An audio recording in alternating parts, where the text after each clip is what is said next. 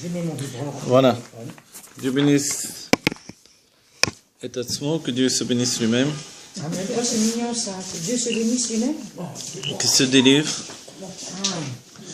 Qui se délivre Terefomia Mamash de l'exil dans lequel il s'est enchaîné. Que Dieu se délivre Terefomia Mamash immédiatement dans l'exil dans lequel il s'est enchaîné lui-même, dans la part féminine de son être, la Shrina. Et de cette occasion, évidemment, on va être libérés nous aussi. Voilà. Sortir de l'exil, c'est sortir de l'enfermement dedans de notre conscience. Et une conscience libérée, c'est une conscience divine.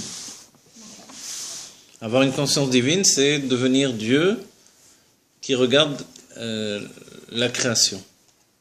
Regarder la création, puisque la Géoula est liée à la vision, c'est regarder tous les niveaux d'expression de la création. Voilà. Et le premier niveau d'expression de la création, c'est la conscience du juif. Quand on recherche l'apparition du juif dans les mondes divins, alors il est dit Israël alo b'marshava, le peuple juif s'est élevé dans la pensée de Dieu. Mais quand on cherche à trouver, en dehors de ce texte-là, des traces dans la pensée de Dieu du peuple juif, on se rend compte que finalement on nous parle des sphirot b'matzilan, les sphirot telles qu'elles sont englobées dans la source d'émanation d'avant le Tzimtzum. C'est-à-dire d'avant le fait que Dieu ait eu le désir qu'il y ait une conscience du monde, un endroit pour le monde. Donc avant qu'il y ait un endroit pour le monde, la notion d'apparition des âmes juives, a priori, elle est difficile vraiment à cerner. Aussi, par la Chassidut, on comprend que la définition des sphirotes que l'on étudie, c'est l'apparition des âmes juives. Vous voyez ? Pourquoi les sphirotes sont l'apparition des âmes juives ? Parce qu'en réalité, les sphirotes sont la préparation aux 10 forces de l'âme. Pour qu'il y ait la structure de 10 forces de l'âme au-dedans du juif, et c'est dans ce fait-là que nous sommes faits à la ressemblance de Dieu, en fait, il y a dû y avoir 10 sphirotes. Mais enfermer le juif dans 10 sphirotes, c'est pas une mince affaire. Alors en réalité, pour ce faire, Dieu a besoin de résumer l'infini. Quand l'infini se résume dans 10 sphirotes, c'est le commencement de toute l'aventure de la projection du divin. Voilà, projection du divin depuis ce qui s'appelle Atzilut Haolamot, l'émanation des mondes, qui est l'émanation de l'âme juive également depuis sa source, puisque tout est fait à l'image du Yehudi chez l'abbé Marshava, du juif qui s'est élevé dans la pensée de Dieu. Donc comme tout est structuré par le biais de Sphirot, finalement tout est une projection, un grand plan qui entraîne une projection de cette âme juive depuis sa source divine, telle qu'elle est encore englobée dans l'intimité de Dieu, vers autre chose. Cette autre chose, a priori, c'est la création, puisqu'il est créé de toutes pièces. Mais cette création n'est effective que quand il y a l'apparition d'une conscience. Et c'est pour ça, comme on l'a étudié précédemment, que Adam Rishon a dû sortir du Gan Eden. Dans le Gan Eden, il était encore enfermé dans le plaisir divin qui empêchait l'apparition d'une conscience personnelle. D'une conscience tout simplement, évidemment, ce qui veut dire personnel, puisque le terme personnalité se réunit dans l'idée de posséder une conscience. C'est ça la personnalité. Donc la personnalité, c'est d'être personnel, d'être avec moi-même. Lorsque je suis enfermé au-dedans de moi-même, j'ai une personnalité. Vous voyez ? Et la personnalité, évidemment, elle est cet enfermement psychologique qui n'attend que la libération. La libération, elle peut venir, on dit que la libération ne peut pas venir de soi-même. Tout autant où on est uniquement soi-même. C'est-à-dire que tant que je ne suis pas capable de faire abstraction de ma propre personne et de me regarder depuis l'extérieur, alors je ne suis pas capable de me libérer. Et d'après la Chassidut, puisque le Rabbi nous a dit, la Chassidut c'est la manière dont Dieu voit l'homme, et l'homme c'est le juif, en réalité, tant que je ne suis pas capable de me regarder avec une conscience divine, donc en pensant que je suis un mouvement, une expression divine, donc je suis Dieu en réalité, alors je ne suis pas capable non plus de me libérer. Aussi la finalité de ma libération, c'est de devenir un être divin, mais dans une conscience totale. En même temps, En même Oui. temps, vous dites jeu, ce qui n'a rien à voir avec Oui, ce jeu, justement, il est mélavé, il accompagne la création de Dieu. Dieu a voulu que l'expression de l'âme juive elle passe par le jeu, c'est-à-dire par le côté affirmatif de la personnalité. Maintenant, il y a deux états de personnalité. Une personnalité englobée dans le divin, telle qu'elle apparaît avant le Tzimtzum. Donc on a expliqué plus d'une fois, le Tzimtzum, c'est le fait que Dieu fait un endroit pour que les mondes existent. Pourquoi avoir un besoin de faire un endroit pour que les mondes existent, puisque cet endroit, il est au-dedans de lui. Parce que cet endroit, c'est comme une boîte dans laquelle va résider l'apparition de plus en plus affirmée de la conscience. Et la conscience, c'est aussi la conscience de la séparation. Dans les premiers mondes, les grands mondes qui sont encore trop élevés pour que la conscience apparaisse, il y a toute la puissance du dévoilement divin. Et plus on descend, et la descente, elle n'est pas astrologique ou géographique ou je ne sais pas quoi, la descente, elle est l'éloignement du manque de conscience, en fait, d'un certain point de vue. C'est-à-dire que tant que tout est Dieu, je n'ai pas l'apparition de la conscience. Donc en bas, c'est-à-dire c'est quand je suis enfermé dans ma conscience.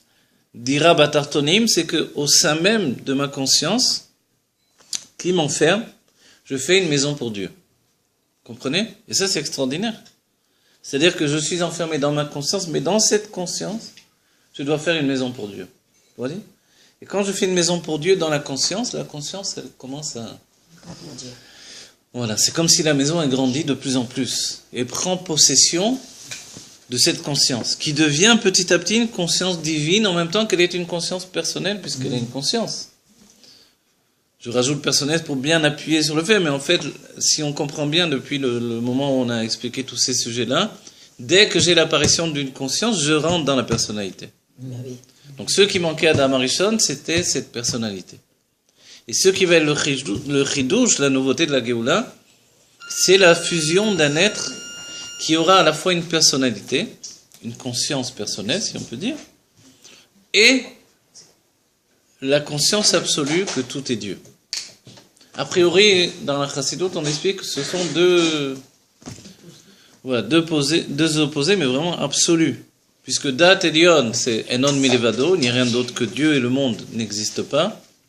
Kula Kamek Lo Chashiv, c'est un premier état, mais c'est plus que ça. Enon Milevado, ça vient repousser l'idée même de l'existence d'autres choses, et à commencer d'autres consciences, que la conscience divine absolue.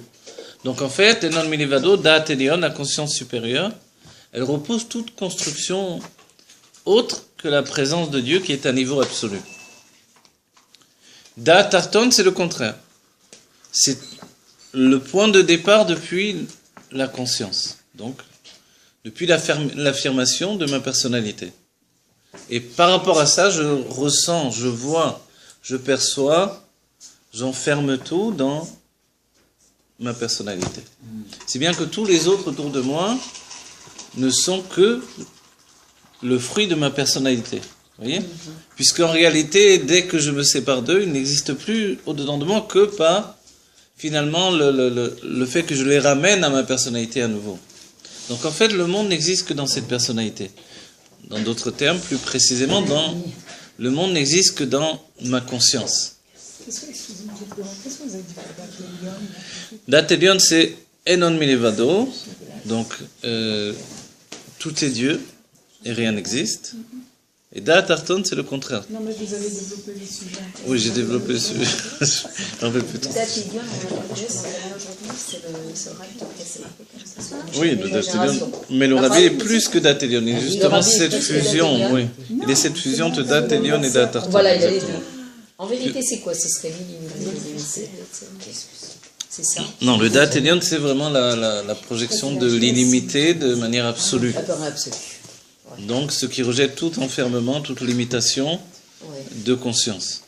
Le Da Tarton, c'est justement qu'est-ce que Dieu désire, qu'est-ce qu'il veut. C'est l'affirmation de la volonté de Dieu. Puisque la volonté de Dieu, c'est la conscience, alors la conscience prend le dessus même sur l'apparition divine. Oui, entre guillemets, l'apparition divine. Non, justement, la conscience. Oui, Dieu veut, alors je traduis en d'autres termes. Dieu a voulu notre conscience. D'accord ? Puisque Dieu a voulu notre conscience, j'existe. Bah, c'est ça. Si Dieu désire que j'existe, j'existe, c'est tout, point final. D'accord. Mais, En tant que Dieu. voilà, mais moi je suis un Da'atarton, puisque j'ai une conscience.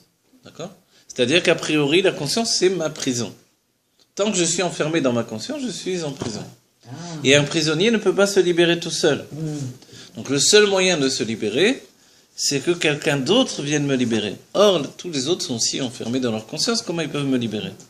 Donc le seul être de la génération capable de nous libérer, c'est celui qui est délivré lui-même. Donc, c'est Qui le est délivré, Mashiach. Milechatrila? Celui qui conjugue les deux consciences. C'est ce que j'ai dit à la place. S'il n'avait que la conscience du Dat Elion, il ne pourrait pas non plus nous libérer. Parce que on n'existe même pas à ses yeux.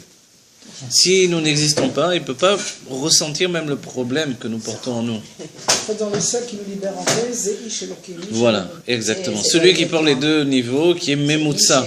Le Memutsa Mechaber entre Dieu et les hommes. Voilà, donc il faut qu'il soit Rabbi Menar Mashiach, exactement, dans toutes les générations et dans la dernière génération, puisqu'on doit être pas simplement libéré de la conscience personnelle, on va dire à titre individuel, mais que cette conscience personnelle libère le monde entier, ça ne peut plus être que le Melech HaMashiach lui-même. Voilà, celui qui entraîne la nouvelle génération. Et la génération, c'est la génération du Nassiador. Donc en fait, on devient le Nassiador lui-même. C'est ce que le Rabbi a dit plus d'une fois. Le Rabbi a dit de distribuer des dollars, de bénir, des tas de choses. Le Rabbi affirme que, on a vu d'abord par le Shaliar, et puis après ça s'est précisé de plus en plus. Vous voyez? Donc en fait, cette notion d'être le Rabbi comme le Rabbi, c'est pas une source d'orgueil, c'est juste le fait que justement, moins j'empêche le Rabbi, plus il s'exprime au-dedans de moi. Voilà. Attends, moi, répétez, excusez-moi. Moins j'empêche le Rabbi, Mais et plus le Rabbi s'exprime Ah, voilà, au-dedans de moi, à travers moi. moi j'empêche. C'est bien que les chassis... C'est moi aussi, j'arrive pas à Moins. Oui, mais moi-même, j'arrive pas à comprendre. On pourrait dire pareil, moi, c'est j'aurais Dieu. La même chose, mais Dieu c'est encore... oui, si vous voulez, la même chose exactement. Ce que vous voulez dire, c'est que moins vous laissez Moi, la j'en vie fais, faire, c'est-à-dire que moins aussi j'agis, Enfin, moi, je plus résiste. se dévoile. Voilà. Moi j'ai de jeux, je préfère moins j'ai de jeux, plus il se dévoile. Voilà, Non, si vous moi, voulez, j'ai d'une des certaine amis. manière. Non, C'est-à-dire que, alors moi. a priori, quand le Rabbi nous donne une affirmation de la vision du monde, Je sais pas. qui n'est pas perçue dans C'est ça ma que ça veut personnalité de la manière dont le Rabbi nous l'affirme, je dois me transformer. Par exemple, le Rabbi nous dit, là, si vous avez étudié le Dvar Malchut de Shabbat HaGadol, par exemple, là-bas, le Rabbi nous dit que l'épreuve dans le monde, c'est une épreuve, mais ce n'est pas un exil. C'est-à-dire que l'exil lui-même peut être perçu uniquement que comme une épreuve. Si bien que tout ce qui est sujet à la parnassa, à la vie au quotidien, etc., en fait, il faut le voir comme une épreuve, et l'épreuve est là pour me grandir. Compte tenu que je prends conscience que ce n'est qu'une épreuve, finalement, ce n'est qu'une tarposette, dit le Rabbi, d'exil. C'est qu'un déguisement d'exil, et non pas un exil véritablement. Vous voyez? Puisque Dieu est derrière cette épreuve-là. À chaque fois qu'il y a une épreuve, Dieu se trouve derrière, en train de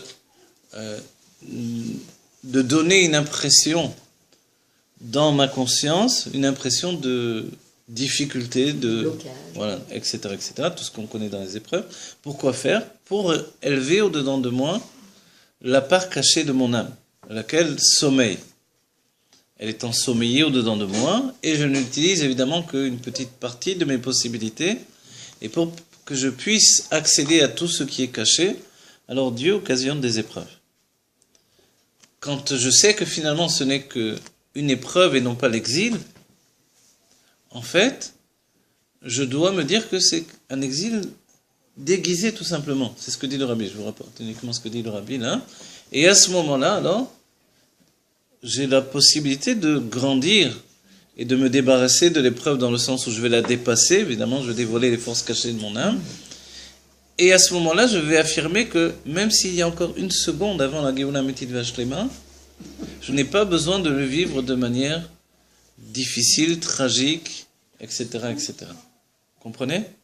Ça, ce sont les mots exacts du Rabbi. Donc, sous-entendu que on est en train de vivre tout ça, puisque la Géoula avance à grands pas. Elle est déjà avec nous depuis longtemps. On est dans les Yimot HaMashiach. Celui qui dit que nous ne sommes pas dans la Géoula, c'est faux. Celui qui dit que nous sommes que dans la Géoula, c'est faux également. On est la génération qui conjugue les deux extrêmes, et voilà, nos Seafachim, puisque c'est un dévoilement divin. On est à la fois dans l'exil et dans la Géoula en même temps. Personne n'avait prévu que ça se passerait comme ça, a priori. Le Rabbi nous a prévenus, on n'a pas eu, vous savez comme on dit les Israéliens, Nafala Simon. Nafala Simon, c'est-à-dire la pièce elle est tombée. Donc on a compris finalement, quand le Rabbi a dit Gola et Géoula c'est la même chose. Vous voyez ? Voilà, que le Aleph. Donc le Aleph, c'est la dor de la Géoula. Mais la Gola, c'est la dor de la Galoute, de l'exil. Vous comprenez ? Donc c'est ce que l'on est en train de vivre. On attendait une Géoula. Chacun d'entre nous, je ne crois pas que c'est un mensonge de le dire, de l'affirmer. On attendait une Géoula comme ça. Oui, en 91. Vous vous rappelez, vous avez vécu cette période, je suppose. Tout le monde a vécu cette période, plus ou moins proche, plus ou moins loin. Ah, hein. Et même tous les jours de notre vie, même après. Oui, ensuite. ça, Chaque l'année année, 91 voilà, et était très l'année particulière. 770, etc. Ça rassure qu'on apprend ça un pied là, un pied là, parce que dans notre quotidien, c'est ce qu'on vit. Voilà, dans notre quotidien, on s'aperçoit que la Géoula n'est pas aussi extrême qu'on avait pensé. Ouais. Parce que, il y a une bonne raison, elle est simple. C'est que Dieu désire ne pas briser le cli de la Géoula, le réceptacle de la Géoula, qui est l'exil. Pour ne pas briser le réceptacle de la Géoula, Dieu fait que la Géoula arrive petit à petit. Dieu agit de cette même manière lorsque nous avons pénétré en Eretz Israël, avant que chacun ne prenne sa place sous son figuier et dans sa maison. Dieu a dit, je vais vous donner une maison avec un jardin que vous n'aurez pas travaillé, une maison que vous n'aurez pas construite, et vous aurez tout ce qu'il faut. Il y aura même des richesses quelquefois enfouies, cachées dans les maisons. Exact. Mais pour que ce ne soit pas également un repère d'animaux sauvages, je ne vais pas chasser les peuples d'un seul coup, je vais les chasser petit à petit. Vous allez rentrer en guerre et vous allez vaincre tous les ennemis, vous allez vous installer petit à petit. Et de cette manière-là, on est en train de vivre notre Géoula aujourd'hui. On est en train de rentrer en Eretz Israël de manière progressive. Et chaque jour qui passe, c'est un nouveau moment de Géoula. Et celui qui pense le contraire, alors en vérité, il n'a pas ouvert les yeux sur la réalité. La réalité est en train de changer de plus en plus. Même si on a l'impression que notre vie se complique. De plus en plus également. Mais puisque vous avez dit qu'on a un pied en Galoute et un pied en Géoula, donc on doit comprendre. Pour quelqu'un qui est sirli, tant qu'il n'a pas compris, il est dans la crainte. Pour que l'on puisse comprendre, alors on a besoin des outils nécessaires. Et c'est pour ça que le Rabbi nous a préparé première génération de la Géoula, mais dernière génération de l'exil. Et tout le monde s'est dit, ça y est, on va se débarrasser de l'exil, on va rentrer dans la Géoula. Donc on n'avait rien compris, comme d'habitude. Et le Rabbi nous a donné tous les éléments petit à petit. Et l'un des éléments essentiels que l'on voit qui revient de plus en plus dans tous les droits Malchut, c'est Gola et Géoula. Ouais, tout le temps. Donc cette notion-là, évidemment, ça a cassé tous les critères précédents de la Géoula. C'est-à-dire que les sages n'avaient pas affirmé ces choses-là. Il a fallu vraiment le Rabbi pour nous donner ce dagesh, ce point précis. Du coup, quand on regarde notre vie, on ne peut pas attendre que ce soit une vie de Géoula absolue. moi je suis contente, ça me rassure. Et certains affirment, oui, moi je suis en Géoula, les autres sont encore en Galoute, les pauvres. Ça existe pas. Évidemment, ça ne peut pas exister. Tu es en Géoula, tu es en Galoute, comme tout le monde. Simplement, peut-être tu es un peu plus en Géoula, tant mieux pour toi. Un autre va grandir encore un peu plus de Géoula, un peu plus de Géoula. Mais ce que l'on doit admettre, au bout du compte, et c'est le plus difficile à admettre, c'est que cette vie que j'ai aujourd'hui, elle est la vie adéquate pour apporter ma Géoula. D'accord ? Je dis ma Géoula dans le sens où chacun doit voir que sa vie, avec toutes ses difficultés, tout ce qui est dur à vivre au quotidien, quoi. Eh bien, ça, c'est le cli de la Géoula que Dieu a choisi aujourd'hui même. Donc, ce cli de la Géoula doit devenir un cli merveilleux. Comment il va devenir un cli merveilleux ? Alors, effectivement, il faut de plus en plus être capable de penser bien. Tarshov tov et yetov. C'est-à-dire que la chose est déjà en place. Les kelim sont là. Je dois penser bien et tout ira bien. On va dire, mais quand il y a des maladies, quand il y a des souffrances, quand il y a des manques dans la parnassa, alors on n'a pas d'autre choix que de penser bien et tout ira bien. En se disant que la Géoula est déjà là, et je peux la voir sur plus d'un point, et que l'exil qui me semble être là de manière tellement forte, c'est le cli de la Géoula. Et puisque c'est le clé de la Géoula, je ne dois pas vouloir à tout prix le quitter, le déchirer, le détruire. Je dois me dire comment je vais faire de cet exil de plus en plus un clé pour la Géoula. Ça vaut autant pour les objets que pour les hommes. Et c'est une chose très importante. Les objets dans tous les sens. Dans tous les sens de l'idée d'objet. Donc en fait, c'est-à-dire que quand on dit un objet, en français, ça a plusieurs sens. Vous savez, au sens figuré, au sens propre, etc. Un objet, ça peut être aussi un projet, ça peut être un objet, c'est une requête, une recherche, etc. Ah oui. Aussi bien qu'un objet, tout simplement. Ah oui, un Objet objet, de votre d'accord. requête. Voilà. Objet de votre requête. Ah, je comprends. Donc un objet, évidemment, c'est le propre du réceptacle. Quand on traduit le mot cli, alors c'est vrai que je traduis réceptacle, mais la vraie traduction est beaucoup plus ustensile. Ouais. Si bien que le Rabbi Moraj dira que il y a un cli pachout et un cli qui est plutôt un cli murkav. Comment Ou plus précisément, Composé. voilà, il y a un cli, un réceptacle qui est pachout et il donne une image, comme un couteau. Un couteau, c'est un réceptacle, mais on voit bien que c'est pas c'est un ustensile en fait, mais c'est pas un réceptacle justement. C'est vrai. Je vous donne la bonne traduction, vous voyez? C'est un ustensile, donc c'est un cli en hébreu. Le mot cli en hébreu, c'est aussi bien un marteau qu'une louche, qu'un verre. Alors quand voilà, on a tendance à traduire réceptacle, c'est un peu une fausse traduction, parce que nous on pense toujours au cli pour les sphirotes. Mais en vérité, donc il y a deux traductions. Et dans la lacha, évidemment, c'est très important la traduction du mot cli. Donc finalement, dans notre vie, c'est la même chose. Il y a des choses qui sont de l'ordre de l'ustensile et d'autres qui sont de l'ordre du réceptacle. Donc dans ma vie, voilà, il y a des choses qui vont me servir à quelque chose, mais qui ne sont pas là pour recueillir. Ils sont un objet d'action. Oui, j'ai compris.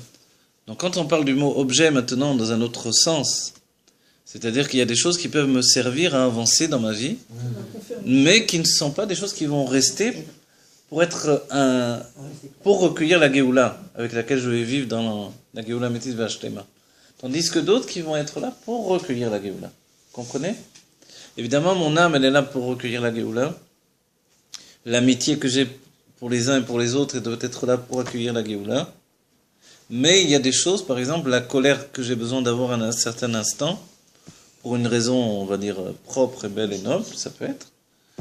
Elle est là juste comme un couteau que je vais me servir, dont je vais me servir un instant. Je ne vais pas vivre avec cette colère. Puisque chacun qui est en colère, c'est comme s'il faisait Avodah Zara.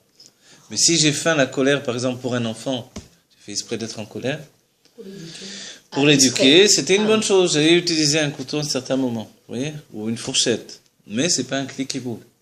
Tandis qu'il y a d'autres choses, l'amour que je vais lui donner maintenant, c'est un réceptacle qui va rester pour toujours. Et là, dans cet amour, évidemment, je suis en train de forger un réceptacle pour la Géoula. Comprenez? Donc en fait, des tas de choses. Là, j'ai donné une image sur des sentiments, mais il y a d'autres choses dans nos vies.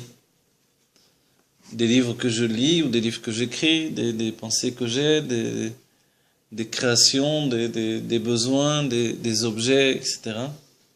On voit que les rabbis faisaient très attention aux objets qu'ils avaient dans leur maison. Ouais. On dit pourquoi? A priori, c'est pas des femmes quand même. Les hommes, ils n'ont pas à s'occuper de ça, a priori.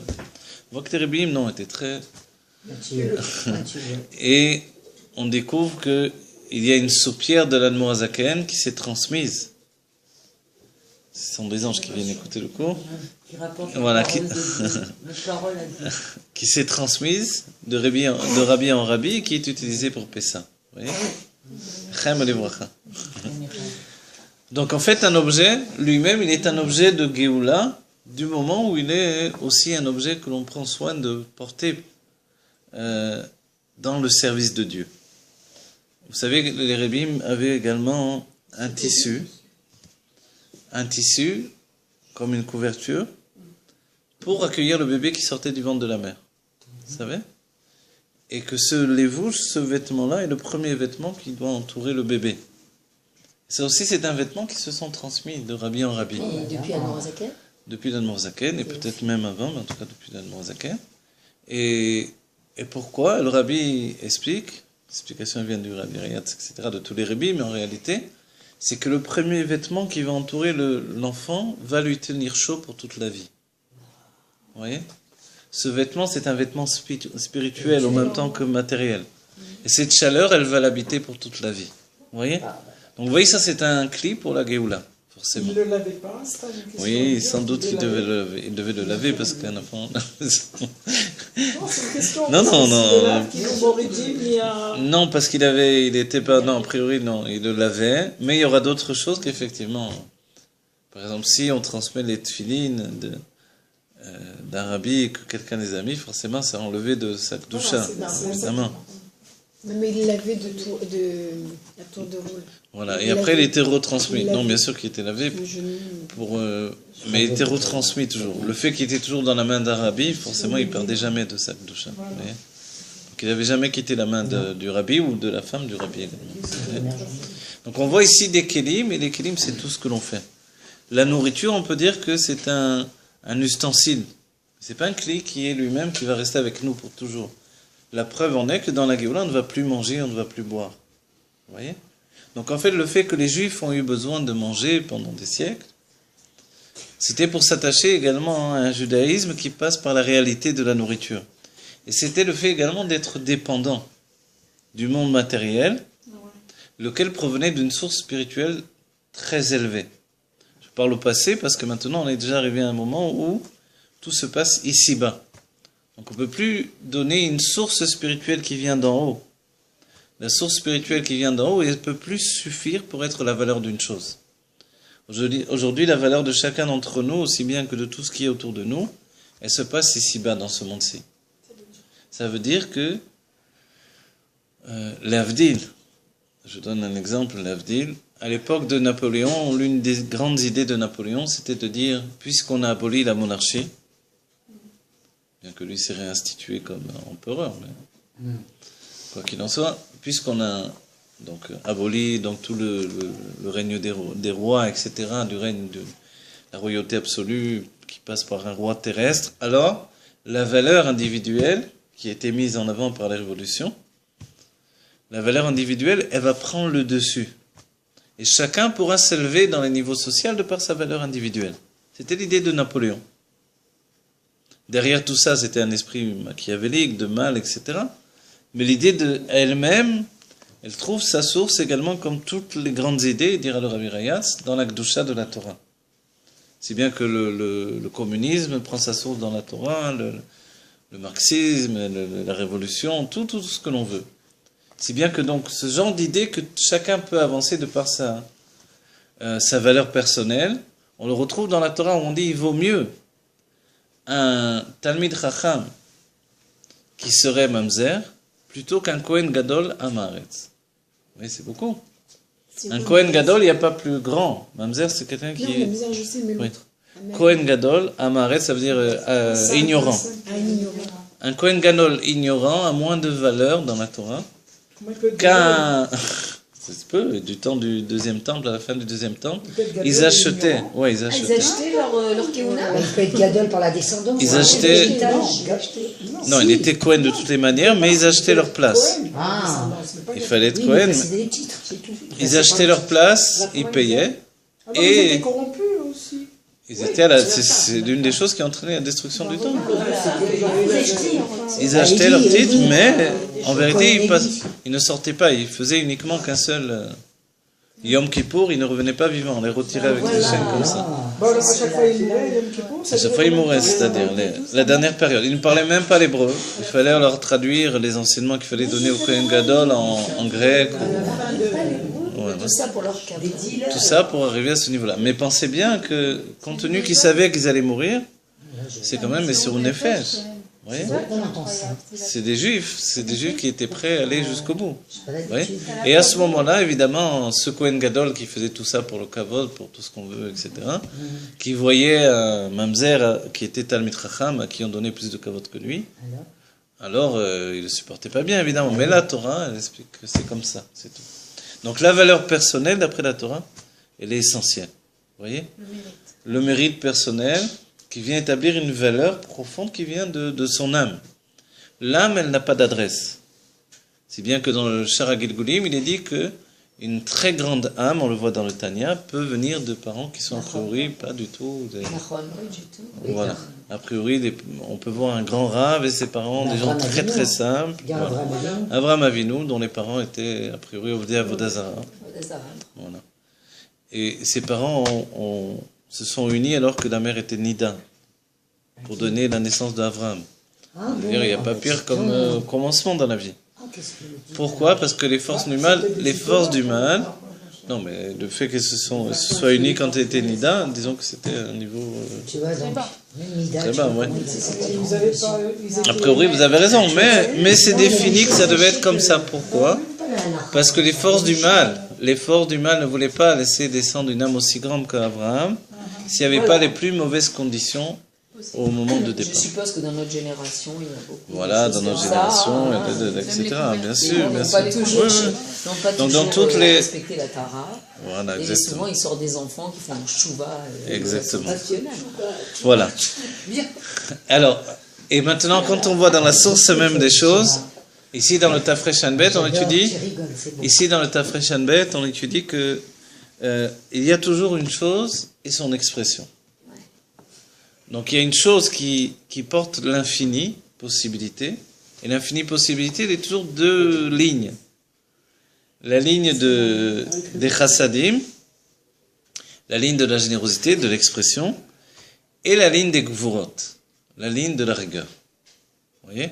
En fait, ce sont deux lignes avec lesquelles on vit, et avec lesquelles on conjugue tout ce qui existe. Le but de ces deux lignes-là, qui ont donné le monde du Tohu, en fait, le but de ces deux lignes-là, c'est d'arriver à ce qui s'appelle la Itkalelut. La Itkalelut, c'est-à-dire Tiferet. Tiferet, c'est l'équilibre. Arriver à Tiferet, arriver à l'équilibre, c'est justement arriver à trouver la non-dépendance de l'une et de l'autre de ces deux tendances.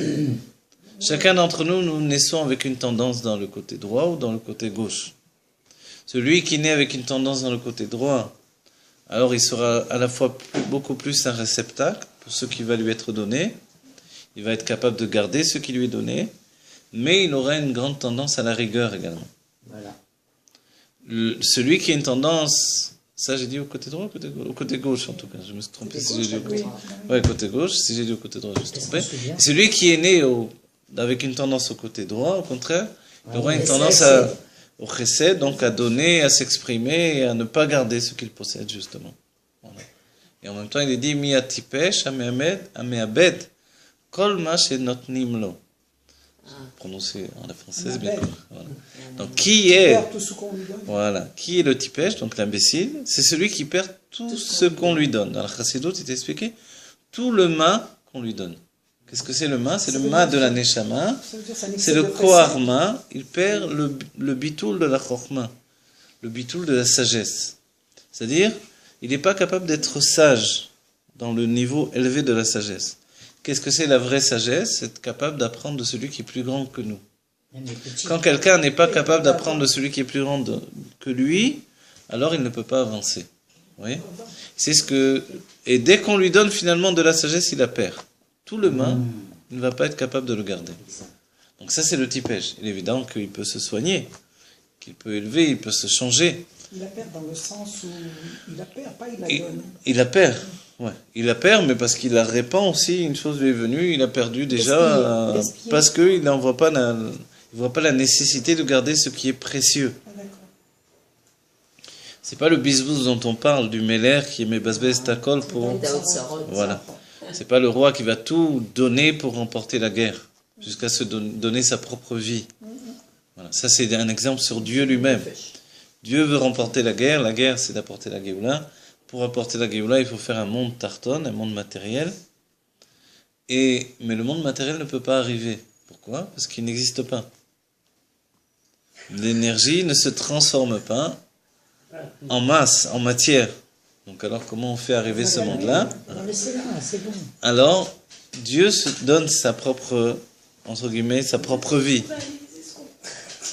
Dieu donne sa propre vie, c'est quoi? C'est que Amaor Nichnas Bimkom Aor, le luminaire est rentré à la place de la lumière. C'est l'essence même qui s'impose et qui donne la naissance du yesh. Et le yesh, vous voyez ce que ça veut dire en hébreu. Je recommence. C'est écrit dans le Batelegani, tout ça. Le roi part en guerre, d'accord? Il dépense tous ses trésors pour remporter la guerre. D'accord? C'est quoi? Il utilise toute sa lumière infinie. Donc il va descendre tous les niveaux, et jusqu'au bout, il va descendre sa lumière infinie. Il fait des voiles, il fait des tzimtzumim, les uns après les autres, mais la matière n'apparaît toujours pas. Alors qu'est-ce qu'il fait? Alors il donne sa propre vie. Amaor, le luminaire, Nichnas bimkom Aor, est rentré à la place de la lumière. Jusqu'à présent, il a projeté la lumière. Mais la lumière n'a pas apporté l'apparition de l'existence. L'existence est basée sur la conscience. Il n'y a pas d'autre conscience que Dieu. Alors comment faire apparaître une conscience autre que lui? En fait, elle ne peut venir que de lui-même. Donc, mais le tzimtzum n'a jamais apporté l'apparition de la matière. Tous les tzimtzumim n'apportent pas l'apparition de la matière. La matière n'apparaît pas. C'est la question de la science aussi, mais regarde dans l'observation. La science dit comment l'énergie se transforme en matière, il n'y a pas de réponse. Ils appellent ça le chaînon manquant, toujours l'idée qu'il manque quelque chose. Donc en fait, Dieu se projette lui-même dans son essence, et comme son essence c'est l'être absolu, alors il impose la conscience d'être de manière absolue, ce qui est l'apparition de notre conscience. Vous voyez? Donc en fait, ce qui est le plus, on va dire d'un autre terme, ce qui m'éloigne le plus de Dieu, c'est ce qui est Dieu lui-même. C'est-à-dire, quand Dieu apparaît à Matan Torah, tout à coup il dit Anochi Havaye Elokecha. Ouais? Je suis. Comment tu parles? Je suis, comme ça. Pourquoi? Parce qu'il nous signe que tout le je suis que nous avons en nous, qui nous empêche d'être bébitoul avec Dieu, c'est lui en fait. Et c'est pour ça que le je suis de Dieu à Matan Torah, c'est en mitzri, c'est en égyptien. C'est pas de l'hébreu. Pourquoi? Anochi, c'est en égyptien, il y a une sikha de Rabbi là-dessus. Ouais, Pourquoi? Non, en égyptien. Et pourquoi? Parce que l'égyptien, c'est justement la langue de l'enfermement. L'Égypte, c'est l'enfermement. Metzarim. Donc, Anochi, forcément. Voilà. Donc, Anochi, c'est ça. Oh là là, c'est... Donc, il dit, c'est moi qui t'ai enfermé. Et qu'est-ce qu'il nous dit? Anochi, Havaye Elokecha, Asher Hotzeticha Meretz Mitzrayim. Mais c'est moi qui te libère. Vous comprenez? C'est moi qui t'ai donné une conscience qui t'enferme, mais c'est moi qui viens te libérer. Vous voyez? Et ça, c'est plus grand que de créer le ciel et la terre. C'est rien. Excusez-moi, ce premier commandement, il ne s'adresse pas aux Juifs finalement. Il s'adresse Oui. à Dieu lui-même et il fait passer le message, c'est ça? Non, il s'adresse aux Juifs, mais le Juif dit, Dieu dit aux Juifs, Anochi Misha Anochi, d'après la Chassidut. Je suis celui qui est. Ça veut dire, je suis celui que tu connais déjà. Je suis toi en fait. Ça veut dire quoi? Je suis ton yesh, c'est moi. C'est ça ce que Dieu nous dit. Ça a l'air fou, mais c'est ça en réalité. Vous voyez, la musique qui vient nous dire que c'est vrai. Le yesh, c'est lui en vrai. Voilà, le yesh que tu as toi, c'est mon yesh à moi. Il n'y a pas d'autre yesh. Et le rabbi, voilà. Et le rabbi conclut et dit Ayesh aniva ou Ayesh amiti. Donc, excusez-moi, Anochi, c'est donc l'enfermement. Voilà. Ani velo acher. Voilà. Ani velo acher, ça veut dire que Mais ça aussi, c'est une forme de tzimtzum. Oui, exactement. On ne comprend pas vraiment. Alors non, Ani velo acher, c'est la définition justement que le Shem Elohim que j'ai créé. Parce que le rabbi a dit, si vous vous rappelez bien, dans le Mamar où on étudie, qu'on a étudié là, de Parashat Pinchas, il nous dit qu'il y a deux sortes d'enfermement. Il y a l'enfermement intérieur et l'enfermement extérieur. D'accord? Donc en fait, nous désigner que Ani velo acher, c'est que même l'enfermement à l'extérieur, c'est moi aussi, ne te trompe pas. Parce qu'il y a le Shem Elohim qui peut me faire penser qu'il y a autre aussi. Vous voyez? Alors ça, c'est pour ça qu'il vient nous définir de deux manières. Vous comprenez, c'est bon? Donc tout se construit, tout se rejoint, et on comprend mieux en fait que, au bout du compte, donc Ayesh Anivra ou Ayesh Eloki. C'est-à-dire que la conscience d'être un être créé vient de la conscience divine.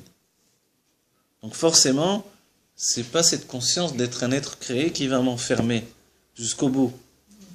C'est d'elle-même que doit venir la délivrance. Et ça, c'est dans la Gemara Tarté des Satrés, c'est-à-dire, c'est voilà, une chose et son contraire, et c'est là où on voit que c'est vraiment la signature de Dieu, Et que peut-être avant notre époque, ou avant l'apparition de la Chassidoute, du Rabbi Rachab et du Rabbi Meir Mashiach, on n'était pas capable, on n'avait pas les kelim. On était trop élevés, trop intelligents, trop instruits, j'en sais rien. On ne pouvait pas comprendre ça. Aujourd'hui, après des conclusions, après des chutes terribles dans l'exil, on comprend finalement que le monde matériel n'est pas un monde duquel on se débarrasse aussi facilement. Quand on étudie la Chassidoute, et la Kabbalah même, on pense que le monde matériel, Kula Kame Kelo Chashiv, alors il n'y a rien d'important, ça n'existe pas, c'est du zéro, tandis que les mondes divins sont infinis. Or, quand on est au sein même du monde matériel, on s'aperçoit que voilà, l'infini, il est là, quoi. On s'en sort plus. À notre époque, s'affirme l'infini dans le monde matériel. Allez acheter, je sais pas, n'importe quoi. Allez acheter un produit, un paquet de gâteaux, un dentifrice, un paquet de bonbons, du chocolat, de ce que vous voulez, un produit. C'est un infini. Il y a 133 milliards de marques sur chaque chose. On voit que l'infini est là. On va dire, alors qu'est-ce qui se passe alors? Pourquoi il y a tellement de choses aujourd'hui? Parce que l'infini vient s'affirmer comme étant le propre du monde matériel. Or, c'est le contraire de tout ce qu'on a étudié jusqu'à présent. Vous voyez? Donc en fait, apparaît que l'infini est bien là. C'est vrai, n'empêche. D'où vient cet infini? Il vient des mondes divins, comme quelque chose qui a été une pluie qui est tombée d'en haut. Mais en réalité, n'oubliez pas que quand la graine est mise dans la terre, elle pourrit d'abord, elle meurt, et après, elle peut renaître. La lumière divine qui est venue depuis toujours arroser ce monde pour lui donner la vie, finalement, cette lumière s'est éteinte dans le monde matériel. Elle a pourri, elle renaît des forces de l'essence de Dieu. Et nous, la même chose. L'une des choses qui fait que Eretz Israël, elle est Eretz Ochelet et Yoshvea, vous vous rappelez? Eretz Ochelet et Yoshvea. Qu'est-ce que ça veut dire cette phrase? La terre qui mange ses propriétaires, c'est-à-dire ses habitants plus précisément. Comment c'est possible? C'est ce qu'ils ont vu les Meraglim. Voilà, ils étaient habitués à la lumière qui venait d'en haut. Ils n'avaient pas vraiment compris jusqu'au bout le message de Anochi Havaya Elokecha. Sinon, ils n'auraient pas eu peur de mourir. Et là, quand ils rencontrent une terre qui fait mourir les hommes, alors, puisque c'est un passouk de la Torah, il est évident qu'il est vrai. C'est pas juste quelque chose qui a été dit pour dire la shonara sur la terre d'Israël. Non, il est vrai, c'est tout. Alors, qu'est-ce qu'il veut dire? Il veut dire que la terre nous fait mourir d'abord. Pourquoi elle nous fait mourir? Pour nous donner une vitalité qui ne vient pas de nous-mêmes, laquelle est extrêmement limitée, même si elle vient des mondes divins et de notre âme divine, mais pour nous donner une vitalité qui vient de la terre elle-même. Et on est tous passés par ça et on passe tous par ça. Et tant qu'on s'entête à vouloir une autre vitalité que celle qui vient de l'essence de Dieu, en fait, on est en train de mourir, quoi. On meurt du bras, des jambes, des oreilles, de la tête, de la pensée, du compte en banque, du travail. On se recycle. Voilà. On passe de la matière On se à la recycle. spirituelle. Et tac, tac, tac, ça repousse. D'où est-ce que ça repousse? Voilà, du koar à Atzmut. Ça s'appelle de la force de l'essence de Dieu, laquelle donne ce qui est dans la terre et qui s'appelle le koar atzomear sheba haaretz. La force de pousser, de grandir qui vient de la terre elle-même. Vous voyez? Et en fait, on ne se rend pas compte. Et surtout quand on vient de Chutz La'aretz, comme chacun d'entre nous, quand on a fait notre alia, ça met des années à lâcher prise.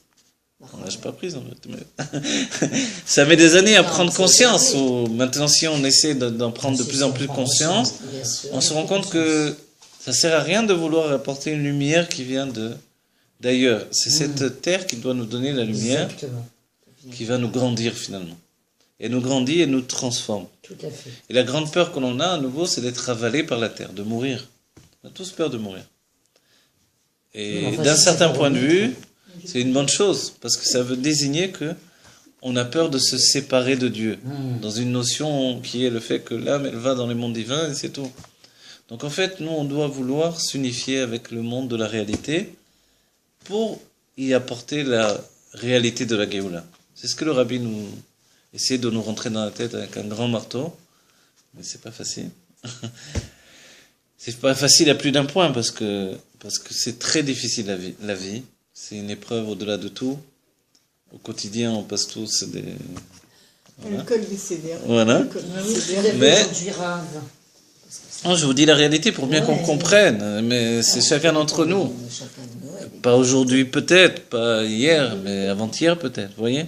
Alors chacun d'entre nous, dans son cycle de vie, dans ce qui passe, dans ces ci, dans ces là, avec des jours bons, des jours meilleurs. Vous savez ce que dit la Chassidoute, elle nous dit, Vayi erev, vayi boker, yom echad. Oui. C'est réaliste.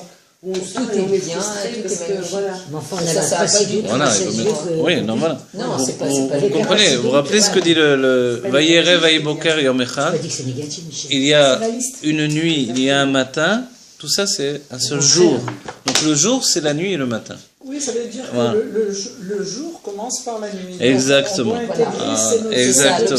C'est Et c'est vrai Avant la lumière, que, et nous notre problème a été souvent depuis l'annonce de la Géoula que l'on attendait que le jour.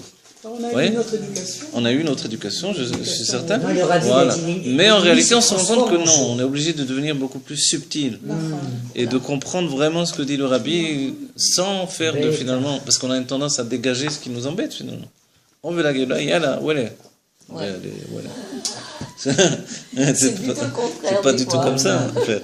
Ouais, C'est ouais. pas du tout comme ça, puisque le rabbi qu'on a eu, c'est pas un rabbi Mekoubal, entre guillemets, bien que le rabbi soit vraiment un peu grand. Voilà, il est vraiment, parce que c'est dans la réalité qu'on doit Bah penser oui. bien. Donc, Souvent, ceci dit, on pense bien en dehors de la réalité. Or, on doit réapprendre à penser dans la réalité. Je suis le premier, moi je suis un rêveur, je suis pas du tout un homme réaliste. Donc, je travaille sur C'est-à-dire qu'en enfin, vérité, cette Géoula, Non, non, il faut elle doit l'imagination. pousser. voilà, et C'est voilà. ça Et- notre difficulté. Exactement. En fait. C'est des gens qui sont tout Donc, dans la tête. Il faut l'imagination. Tant qu'on fuit ce monde, le monde va nous, il faut va intégrer nous cette tuer. notion, Voilà. mais dans le vrai vocable. Voilà, Oui. exactement. Et ça, c'est le problème. Un peu dans Sans l'imagination. être, Non, on n'est pas dans mais le- vous savez, il faut l'intégrer sans être désespéré. Voilà. Oui, absolument. Et quand on vous écoute, Parce en vérité, que- c'est plus, je suis contente parce que au moins dans des bas, là, dans le quotidien, ben, tu les vis plus facile. Mhm. Tu te dis, ben, c'est d'être comme ça. Mais bien sûr. Galou, Géoula, Galou, Géoula. On est Exactement. dans cette Donc il est évident que, en fait, les femmes ont beaucoup plus de facilité peut-être Oui. dans ce sens-là. Et pour faire le voilà. oui, oui. Les hommes, on a une tendance à être ou tout ou rien. C'est le propre du chesed. Ouais. Voilà. Ou tout ou rien, c'est le sens où, voilà. Quoi. Ou c'est la Géoula, ou c'est la grosse galoute. Voilà, c'est Oh ça. non. C'est pas comme ça. Exactement. Donc, voilà. Non, mais c'est vrai, c'est difficile pour un homme. Non, un homme, c'est beaucoup Compte plus tenu dur. aussi du monde du travail qui est impitoyable en Eretz Israël, faut dire la vérité. Qu'est-ce que vous dites? Compte tenu du monde du travail qui est impitoyable en Eretz Ah oui, Israël. oui, en Israël. D'accord oui, alors. Que les femmes n'imaginent même pas ce que passent les hommes dans le travail, etc. Non, les autres choses. C'est pas simple. Tous les- C'est hein pas simple. Non, non, alors les femmes qui travaillent, etc., elles connaissent ça, mais elles ont une nature de travailleuse. Ce que n'a pas l'homme, n'oubliez pas. L'homme a une nature de repos en lui. Ouais, ouais. Ah ouais.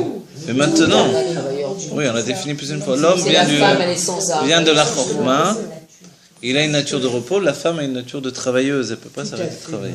Elle s'adapte plus facilement. Voilà. Donc la femme même à la maison va travailler. L'homme, quand il pense à la maison, il pense à se reposer. Voilà, quoi. manger de C'est sans arrêt. Voilà. Donc il a une nature de. Après je ferai ça. Après je ferai ça. Après je ferai ça. Donc c'est la nature de l'homme, mais sachez que bon, chacun le vit, chacun Oui. les hommes qui travaillent ici en Israël, c'est très dur pour eux, la C'est plupart, vrai, c'est vrai. et ils rentrent épuisés à la maison hein, avec l'idée de retrouver un refuge pour avoir du repos. Oui. Ouais, bravo. Et quand ils arrivent à la maison, C'est ça qui justifie. la femme leur, a senti que si ouais. je parle maintenant des femmes qui travaillent pas, par exemple, elle a senti qu'elle a travaillé toute la journée avec les enfants, avec la maison. Elle veut se reposer elle aussi. Donc c'est le ping-pong qui fait quoi? Donc voilà, chacun il donne à l'autre. Lui il arrive, il cherche le repos. Elle, hop, dès qu'il rentre, ça y est, elle passe tout de la maison dans les mains. Lui, il est déjà à deux doigts de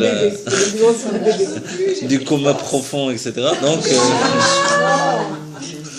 voilà, donc forcément. Non, mais c'est vrai. Non, je vous dis franchement, la médecine, elle est là. Si on ne le savait pas, Dieu, il nous l'a fait vivre, c'est ça, Eretz, Ochelet et Yoshvea.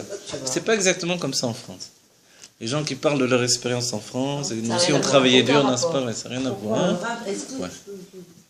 Est-ce que ça peut être la raison de la peur que Non, les non, Juifs qui sont en dehors d'Israël ont de venir en Oui. Israël? Inconsciemment, oui. Il y a Non, ça. non, comme inconsciemment. Aujourd'hui, c'est consciemment. Alors si c'est consciemment, c'est une vraie peur. J'ai Parce parlé qu'on a enlevé, voilà. avec des Juifs de France, ils disent que eux, ne sont pas prêts à passer Qu'est-ce à la, moi ils m'ont dit à la moulinette. À la moulinette. Moi j'ai des amis que j'ai vu pendant Pessah, on a conscience. conscience, c'est notre terre, on adore notre terre, on n'est pas prêt à passer à la moulinette. Ils savent qu'ils vont Ils savent perdre de vérité. Ils savent qu'il faut Ouais, nettoyer. quoi. Ici, c'est Non, pas non, ça. c'est juste, c'est juste. Maintenant, préfèrent rester dans le- ici, quand même, en Eretz Israël, avec Mais tout tu ce crois que qu'ils ça savent. comporte comme difficulté que vous venez de nommer, là, Mais c'est là quand même qu'on arrive à une élévation au niveau des Exactement. mitzvot et au niveau Nous, on a des été, études qu'on n'a pas ni en France ni aux États-Unis. Exactement. Non. En réalité, évident que Oui ou non? oui, bien sûr, puisque le rabbi l'affirme, il dit que c'est la terre de l'essence de Dieu. Ah voilà, mais c'est clair. Oui, oui, C'est la oui. terre de L'essence de La terre de Dieu. l'essence de Dieu, L'état. c'est à ce moment. C'est-à-dire que même en temps d'exil, cette terre-là est la terre de l'essence de Dieu. Quand en plus on est la génération qui conjugue l'exil et la Géoula, forcément, C'est ici les qu'on- dévoilements divins que l'on a dans cette terre sont réservé. sans aucune comparaison avec ceux qui peuvent être perçus en Roussaret. En cause d'arrêt, ça n'a rien à voir. Aucun. Ça c'est sûr. Ah oui, mais Euh, on disait ça au rabbi. Dans les cours et tout. c'est un rabbi, c'est particulier. Tout ce qu'il a dit, on en a pas question.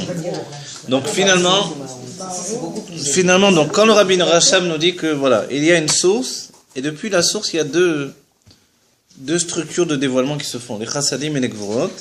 Il nous dit que en réalité, il est obligé que dans la source, il y a déjà les deux niveaux. Vous comprenez?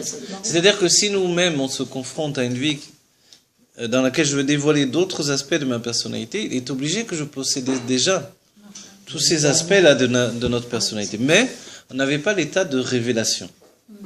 Quand il est dit que la terre d'Israël est la terre de l'essence de Dieu, le propre de l'essence de Dieu, c'est de conjuguer les contraires. Donc je ne pouvais pas penser que je pouvais être aussi spirituel et aussi matériel. Aussi haut et aussi bas. Vous voyez?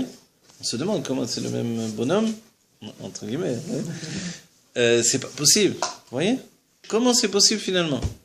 Et à chaque fois qu'on chute dans la réalité, que ce soit dans le travail, dans, je sais pas, l'éducation, dans les sites, hein, la nourriture et trucs machin, on se dit comment je vais après pouvoir être élevé? On voit que c'est plus une difficulté. Comme si les choses sont ancrées. Ce même être, il est à la fois catastrophe olympique, et à la fois, il est... Ça fait même plus rire, tu sais. C'est triste. C'est triste. Et oui, mais à la fois il est voilà, vous voyez? À la fois il est extrêmement pur et élevé, et à la fois il est extrêmement bas et commun. On va dire Donc, comment c'est il ne possible? faut jamais fuir une situation. Parce que nous-mêmes, on est ce que le rabbi a dit, la galoute et l'exil en même temps. On est les deux. Ouais? Et pas simplement de dire que mon âme animale c'est l'exil et mon âme divine c'est la Géoula. Ah putain, c'est pas exactement comme ça, c'est pas aussi simple. Donc, à chaque fois qu'on se trouve dans une situation où il y a le contraire d'eux, au lieu de critiquer ou de fuir, on doit justement rentrer dedans. Exactement. Et même quand on voit les autres, on doit se dire que... Parce qu'on est souvent déçu par les autres. Pourquoi on est déçu par les autres? On est même choqué par les autres, etc. On a oublié souvent que l'autre qui est nous-mêmes, il peut être beaucoup plus choquant, finalement. Si les autres me voyaient tel que je suis dans mes deux facettes, je dirais que c'est pas la même personne. Pas possible. Vous voyez? Or, moi, quand je vois une personne, je la vois uniquement sous un aspect. J'oublie de la voir sous l'autre aspect. Vous voyez? C'est ce que dit l'Admor Azaken. C'est que on oublie toujours qu'on est fait de deux aspects en même temps. C'est pas juste l'âme divine et l'âme animale, puisqu'aujourd'hui on est arrivé à une conjugaison de tout ça. Puisque tout se joue en bas, il est forcé que l'âme divine est en grande partie en bas aujourd'hui. Vous voyez? Mais pourquoi une personne elle a plusieurs aspects? J'arrive pas à comprendre. Selon les situations. Je vous dis pourquoi, parce que s'il y avait toute la partie, on serait déjà Yechida chez Banefesh dévoilé, et ce serait la Géoula Mitivla Shlema. Donc il y a encore... Seulement, c'est pas dévoilé. Tout est là, seulement c'est pas dévoilé. Pourquoi Non, tout est là, mais depuis toujours, de toute façon, on a l'âme tout entière, mais on parle du dévoilement. Quand on dit l'âme, puisqu'il est dit que Shlosha Shutafim Ba'adam, Av, Em, Akadosh Baruch Hu, Noten Bo, Roi ou Neshama. Alors on dit, Dieu nous donne le roi et la Neshama dès la naissance. C'est quoi cette histoire? Qu'on me dit que je dois travailler des vies entières pour obtenir la Neshama, donc Dieu me l'a donné à la naissance, qu'est-ce que ça veut dire? Ça veut dire que j'ai tout déjà, mais l'obtenir, c'est une autre chose. Alors je dis, si je l'ai, pourquoi je l'obtiens? La même chose, la Torah, c'est une Yerusha, c'est un héritage, et après on me demande de l'obtenir par un effort. Attends, doucement, c'est un héritage ou c'est un effort? Vous voyez? Et tout est comme ça. C'est en elle-même une médecine. Et- C'est même pas quelque chose qu'on obtient. Exactement. En fait, en réalité, et même je vous dire une chose, quand on a intégré la Torah au-dedans de nous, on s'aperçoit qu'on l'avait déjà. Oui. Donc on n'obtient Et ça, c'est pas. extraordinaire. Hein? Donc on n'obtient pas. On n'obtient pas, on Et dévoile. on obtient Mais on obtient, c'est dans la sensation, on obtient, Mais en fait, et dans la vérité, on a juste... Il y a pas d'avait amené. ça, le, t'as un moyen, exactement. le moyen de nous voir, c'est de nous abandonner. Exactement, c'est ce qu'on a dit. Parce que sinon, S'abandonner, en fait, c'est rien le travail. mais c'est le qu'on travail fait. absolu, s'abandonner. Mais tout compte Et fait, il n'y a rien. Seulement, ça C'est fait rien, mais c'est le combien travail de absolu. Non, c'est dur parce qu'on reste attaché à notre moi. Non, vous Mais savez si pourquoi? on décide qu'on lâche tout et que c'est ça et que c'est le bon, et ben ça y est. Oui, mais c'est quoi on lâche tout? Parce que on lâche tout, c'est pas... allez, On lâche tout, on voilà. lâche. Il y en a- pour certains, lâcher tout, il va aller dans un camping, il va se mettre Non, dehors, on parle peut-être, pas de ça, oui. on parle Non, ou alors il va se mettre dans la Lâcher rue, il prise. abandonne tout. Alors non, Lâcher voilà, prise, aussi. lâcher Oui, prise. oui, c'est Lâcher très S'abandonner, nuancé. Vous avez raison. Ah, voilà. Moi, je C'est préfère très dur lâcher de vraiment. tout lâcher. Qu'est-ce que ça veut dire tout lâcher? Oui. Vu les responsabilités que l'on a, On peut pas tout lâcher. voilà. Comment on lâche tout, justement? Oui. Finir d'un Ça, ça serait Voilà. intéressant de Le dire. Rabbi Rayatz parlait de ça au sujet d'une femme. Ah ouais, c'est trop beau. C'est comme ça qu'on lâche. C'est vrai que la joie nous permet de tout lâcher. C'est la seule chose qui nous permet C'est vrai, vraiment la de joie, tout c'est lâcher. exceptionnel. La c'est la véritable joie. joie qui vient d'un... Quels que soient les problèmes, si on est capable Même du mauvais côté. de se euh, prendre par la main et de danser, alors La c'est vraie vrai qu'on joie ne lâche vient tout. pas du mauvais côté. Je Mais suis c'est ça qui désolée. transcende. Je sais pas, excusez-moi, Rav, il peut y avoir un mauvais côté de la joie. Les gens juste savoir. Non, non, je vous pose la, je voudrais poser la question, Rav. Alors, il y a dans la Gemara le fait que quand les Tanaïm sont arrivés après la destruction du temple, ils ont vu, ils sont arrivés à Rome, et ils ont entendu les goïms en train de danser, de chanter, de Ouais. faire la fête, alors qu'eux, ils venaient de perdre le temple, ils étaient en deuil, quoi. Voilà. Et les autres Tanaïm se sont mis à pleurer, et Rabbi Akiva a dit, mais pourquoi vous pleurez? Si eux, finalement, ils sont en fête, etc., nous, qui plus est, on va être en fête, parce qu'on est le peuple auquel Dieu a donné le tout, quoi. Et que s'il nous a donné de pleurer, c'est sûr qu'on va rire à nouveau, puisque tout ça, c'est juste un passage d'un niveau à un autre niveau, etc., Mais etc. c'est pas la question que C'est-à-dire, j'ai posée, Rav. alors, c'est quoi la question, pardon? C'est pas la question. Non, c'est est-ce qu'il y a une joie du Quelqu'un mauvais qui a côté? une joie, Non, non, voilà, voilà. Non, non, Je alors, viens voilà. d'apprendre qu'il y a le bon côté et pas le bon côté. Ah C'est non, une d'accord. chose. Alors voilà, moi je répondais à la question, est-ce qu'il y a une joie du mauvais côté? Je voulais vous Voilà. dire, il y a une joie du mauvais côté dans le sens général des choses. Maintenant, même chez un goy qui fait la fête, on va dire même, un juif qui est en boîte de nuit en train de danser sur une D'accord, musique, je sais d'accord. pas quoi, de Galout, Ok. eh bien quand même, il est en train de danser, il est heureux. C'est Bravo. déjà bien quand même. C'est Oui. tout, c'est toujours les savoir. Maintenant, il vaudrait mieux qu'il soit heureux à la bête à Knesset, au moment du Shabbat, truc. Mais il est heureux, Oui, c'est je déjà vois. une bonne C'est chose, tout. d'accord? Voilà, j'ai compris. Donc d'être heureux, c'est jamais une mauvaise Oui, bien chose. sûr. La source de la musique, elle vient de la Kedusha, de toutes les manières. C'est pas pour ça qu'on est les roubards. Voilà. Donc, Ça dépend quelle musique. hein? Ça dépend quelle musique. Non, c'est pour ça que je vous dis, même si la musique est Hachem Mishmor, mais qu'un juif est heureux, c'est déjà une bonne chose. D'accord? Voilà. Après, le rattacher à la Kedusha, c'est un plus. Vous voyez? C'est peut-être juste une étape pour après augmenter Voilà, finalement à la exactement. palier. C'est bien que la Chassidut définira, tant qu'on est dans la chaleur, on peut toujours s'en sortir. Quand on est dans le froid, alors c'est beaucoup plus difficile. Vous voyez? Quand quelqu'un est froid, quelqu'un est froid pour les plaisirs du monde, il n'est pas attiré par l'alcool, par la nourriture, par les femmes, par... Ça va être très dur pour lui. alors là... Ça dit qu'il n'est pas tiré par l'alcool. Non, mais la froideur.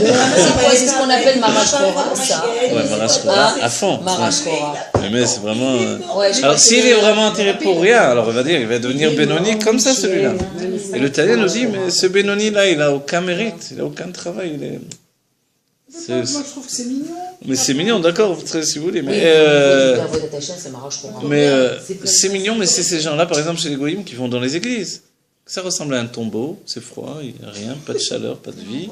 Il met des cierges, je sais pas moi, la musique, Hachem Mishmor, toutes des statues de...